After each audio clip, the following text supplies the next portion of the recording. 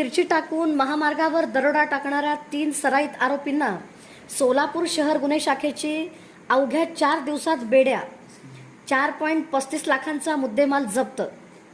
सोलापूर शहर गुन्हे शाखेने राष्ट्रीय महामार्गावर रात्रीच्या वेळी डोळ्यात मिरची पावडर टाकून जबरी चोरी करणाऱ्या 3 सराईत आरोपींना अटक करत उल्लेखनीय कामगिरी बजावली आहे.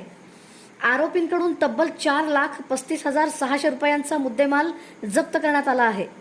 2 जुलै रोजी कर्नाटकातील बीदर येथील 2 मित्र विजयपूरहून क्रेटा कारने परतत असताना विजापूर रोडवरील न्यू अंबर हॉटेलजवळ आरोपींनी रिक्षा आडवी लावून त्यांची कार थांबवली.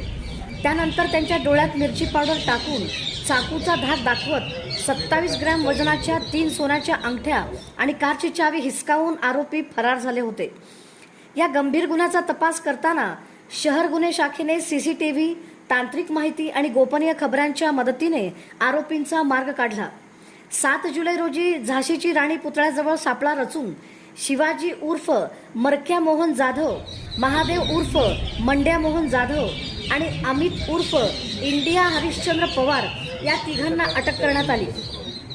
आरोपींकडून चोरीतील 3 सोन्याच्या अंगठ्या, चाकू, मिरची powder, auto rickshaw, mobile phone आणि क्रेटा कारची चावी असा एकूण 4,35,600 रुपयांचा मुद्देमाल जप्त करण्यात आला आहे.